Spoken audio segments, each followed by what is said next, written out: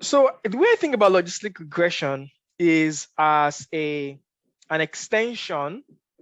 Okay, I think of logistic regression as an extension of the chi-square test.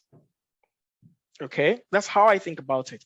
It helps me to think about it that way because essentially you're also looking at it in the odds framework.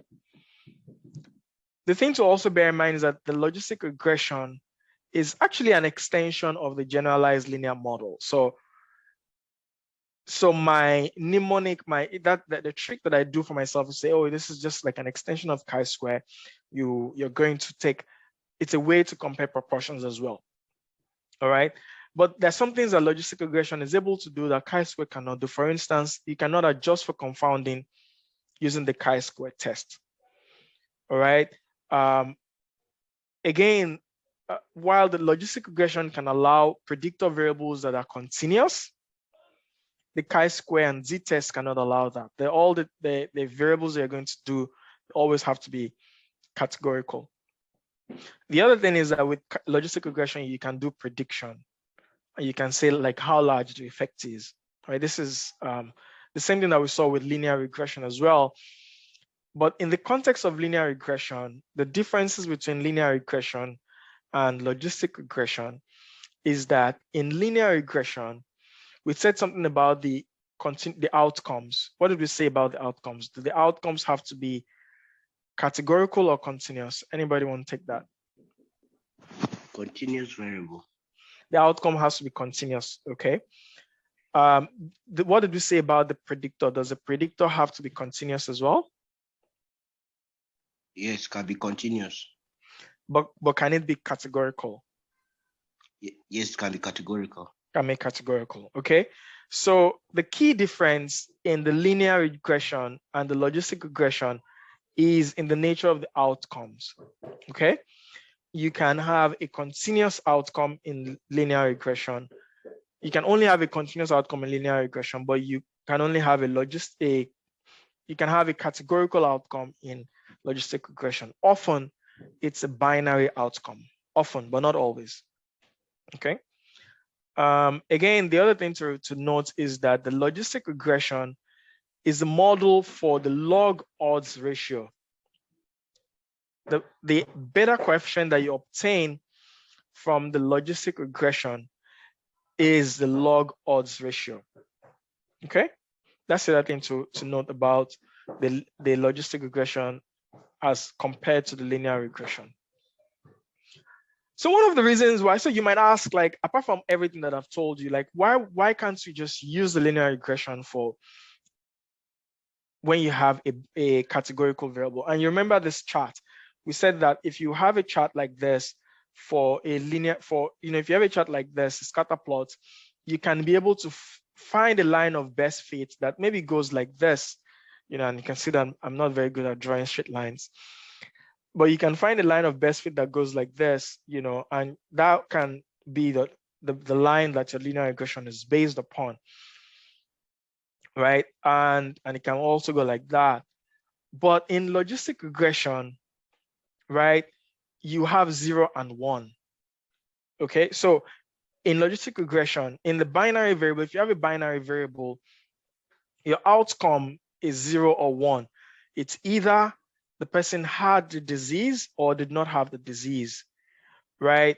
And so if you look at the probability of the observed, you're going to have 0 or 1, right? And so in that case, so for instance, in this chart, you look at systolic blood pressure, and maybe the outcome is heart failure or something, for instance. I'm just picking that out of the air. It's either the person has the heart failure or does not have the heart failure. So how are you going to draw the line of best fit here? It doesn't make sense, right? So in that case, you can't use logistic regression when you have binary variables. You have to do something else. So if you remember, I said that we can convert the probability or the proportion, okay, into odds. And we remember that we said that the odds essentially is the ratio of occurrence divided by non-occurrence. So the probability that something happened divided by probability that it does not happen. So we can sort of use the odds framework to engage with proportions, to sort of compare proportions. Okay, this is why we are able to use logistic regression in this case. Now, this is the model equation for logistic regression. You remember we saw something like this for linear regression, but for linear regression, this was y. There was y on this side. For logistic regression, the right side of the equation, the left side of the equation is log of the probability that something occurred divided by the probability that it did not occur, basically the log of the odds. Okay, but this side is the same as for the linear regression. The right side is the same. We can do a bunch of calculations that will show us that, you know, that can lead us to get a formula like this to obtain the proportion from the log odds ratio, but I won't go into that. Again, I won't go into this formulas, but these formulas essentially, this algebra essentially shows us that we can prove that the log odds ratio is the beta coefficient. Okay, we can prove that the log odds ratio is the beta coefficient. So I'll keep moving. I won't go through this. You can spend some time on your own if you're interested to go through this.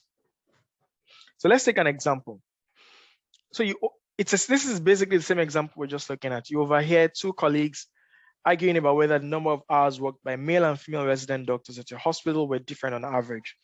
You decide to compare whether males or females were more likely to work more than 80 hours, assuming no confounding. Okay, so this is the model equation here. You have the log of the variable, hours 80, divided by 1 minus hours 80. This is the beta naught. We said that's the intercept. And this is beta 1 for female, for the variable, okay?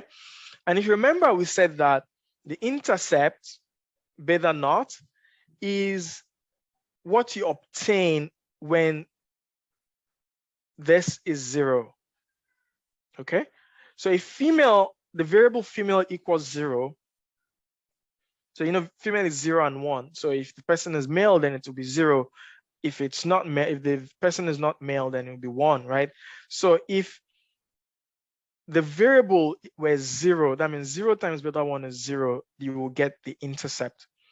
So that means that if you look at the table, the intercept will be the odds, you know, the odd when your, so the intercept will be the odds when the individual is male on average, while the beta 1 will be the increments in the odds when the individual is female. Okay, so when we try to explain this, when we try to interpret our finding, we'll say that when the independent variable is higher by 1 unit, so if the person, if the individual was, if we're looking at male, if we're looking at female compared to male, okay, then how much is the response variable going to be higher by? So let's use numbers so that it's less like abstract. But quickly again, what we're looking at is that when the independent variable is higher by 1 unit, which in this case is that if you compare female compared to male, how much is the response variable higher by? Okay. All right. So this is the Spss output for logistic regression. It's much longer than this, but this is sort of like a short section of it. This is the most important section that gives us the beta estimates and the statistical and the p-value. Okay. So again, we say that the intercept is the log odds when the individual is male, and let me just change the color of this. And the beta 1 is the increment in the log odds when the individual is female. So this is, it's important to sort of distinguish because of the nature of the variable is different. when we had the continuous variable, we said when the independent variable increases by 1, then the response variable increases by beta. But in this case, we're saying as you go from 0 to 1, which is as you go from male to female, in this case, this is what you find. Now, can somebody attempt to interpret this finding for us? And let me erase it so that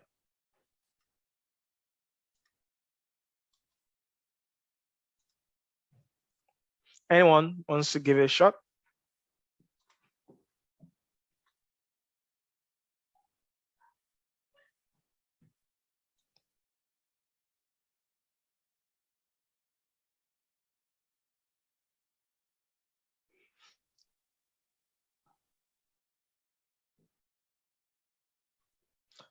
All right, so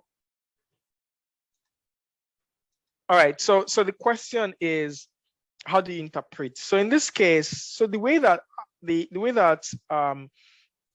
SPSS often writes p-values is that it calls p, it just says SIG, which is the significance, right? So the p-value in this case is 0.400, and this is the beta 1, and this is the beta 0. So if p-value 0.400 is significant, right? And the beta estimate of 0.284 is a log odds. But for you to obtain the odds ratio, you have to exponentiate the beta estimate to obtain 1.328. And that's essentially what's here. SPSS already did that for you, and you obtain 1.328. And you can infer that the odds of working more than 80 hours was 1.328 times among females compared to males. So females were more likely to work 1.328 times than males, okay? But the p-value was 0.40, which tells you that this is not significant. So this is wrong. So you reject the null hypothesis, okay? So you reject the null hypothesis of no difference. Sorry, I'm the one who's confusing myself now. You fail to reject the null hypothesis of no difference, and you conclude that gender was not associated. Questions at this point?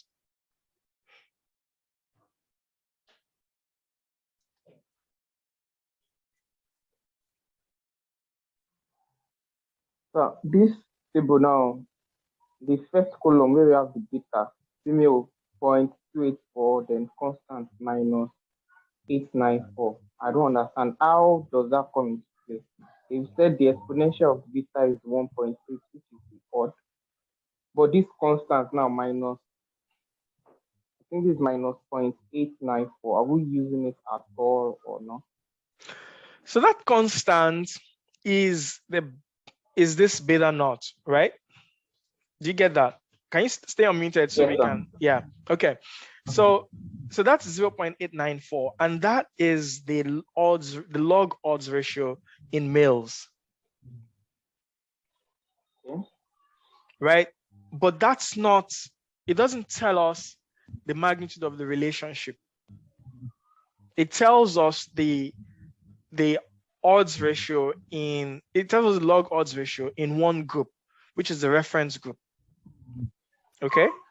So that's what it does. And if you exponentiate this one, this is minus 0.894, you should get 0.409. That's what we use it for.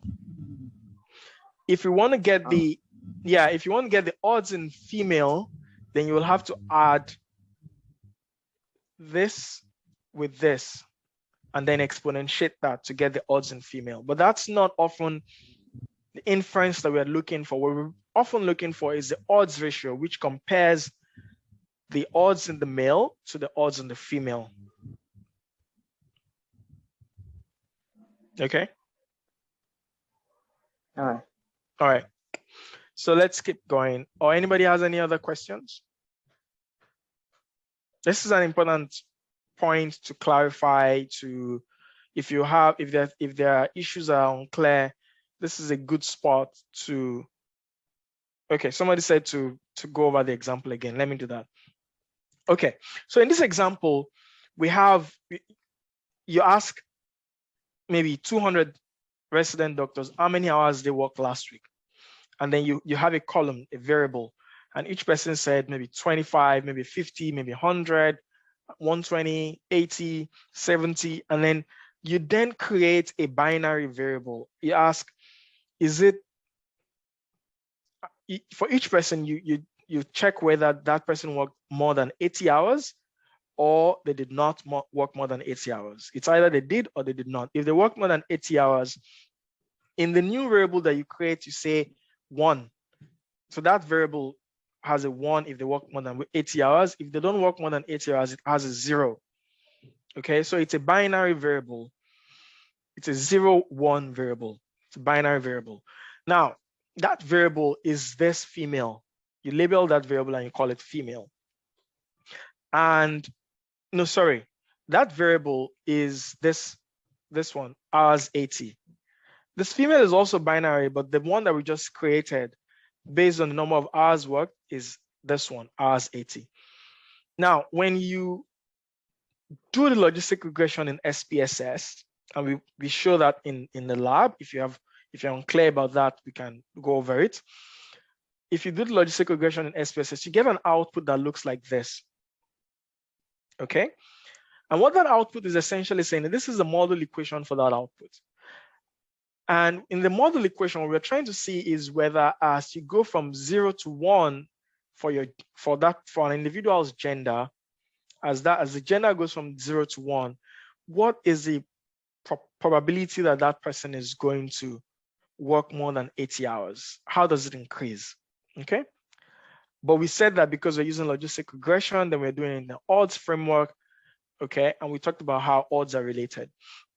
Now, in this case, we get an output that looks like this. The beta estimates, the beta 1, this beta 1 is 0.284. Okay. This constant is beta naught. Okay. This constant is beta naught. The blue one, 0.284, is beta 1. And we said that to interpret the constant is the beta estimate that you get when this variable, the predictor variable, is set to 0. For the predictor variable female, if you set it to 0, then that refers to male individuals. Okay, so that means that the beta estimate here, this beta naught in males, if you exponentiate that, you will get 0.409, which is the odds that males work more than 80 hours. Okay, now if you then think about in females, the beta 1, which is this one, this female sex 1, is 0.284. That's the beta, that's the increase in the estimate. So as you go from male to female, okay, this is how much the odds, the log odds, is going to change. But to make it more meaningful to interpret, we exponentiate it and we obtain 1.328, which is the odds ratio. Okay, comparing females to males. Okay, so we infer that the odds of working more than 80 hours was 1.328 times among females compared to males.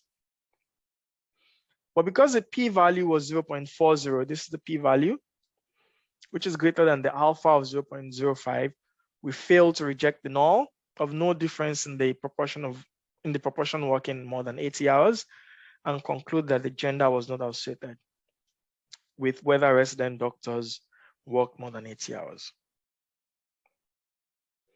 I hope that's clear. All right. So if anybody has questions, please raise your hand and ask. Otherwise, I'll keep going. Okay. So this is another question that just essentially goes to the same thing. As a new coordinator of a public health program to control hypertension, you're interested in showing that individuals receiving treatment for hypertension are more likely to have lower systolic blood pressure using data from your program. You want to demonstrate to the people that if you get treated for your hypertension, then your blood pressure is going to be low. Okay, so high blood pressure is coded 1 if systolic blood pressure is more than 120 and 0 if not. The same thing here, treatment is coded 1 for those who have been treated and 0 otherwise. So here again, you're asking, when you compare the treated to the untreated, how much is the response variable, the odds of high systolic blood pressure higher by?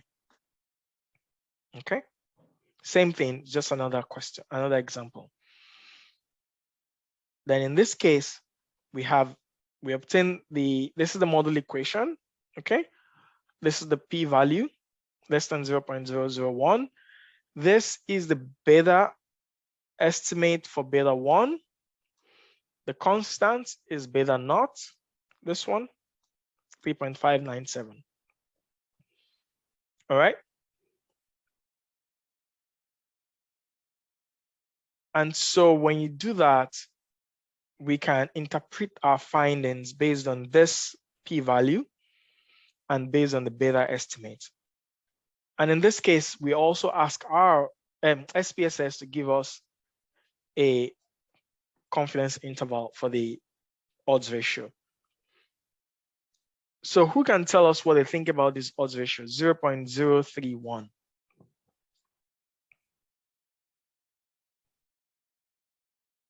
Anyone? Okay. Hello? Yes, go ahead.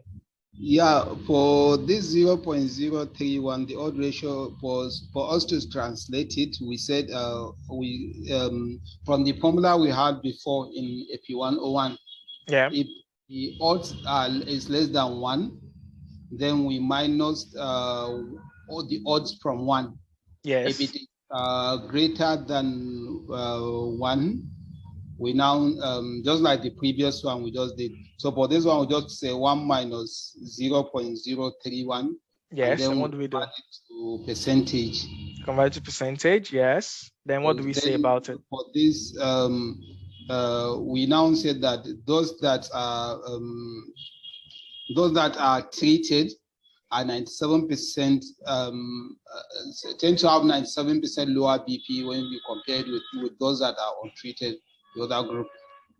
Not 97% lower BP, because lower BP will be, that would infer linear regression. Lower odds. Lower odds, sorry, lower odds. Yes, of hypertension. Excellent. Lower odds of hypertension. Okay. All right. Thank you very much for taking that question. And so we say that treatment works, like in your program, it looks like treatment is working. So that is the general form of the logistic regression. Okay. But sometimes you can use, rather than have a binary predictor variable, we can have a continuous predictor variable. So in this case, if we assume that the number of residency years is continuous, right? You can use that instead of maybe male and female, okay? And you can obtain in the same way a beta estimate for residency years that is negative 0.07 in this case, that we can then exponentiate, okay? And we also obtain the p-value of 0.389. Does somebody else want to take a shot at interpreting this?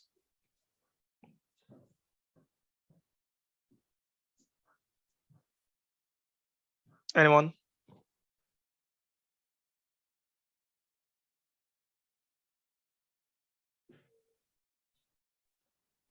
Okay.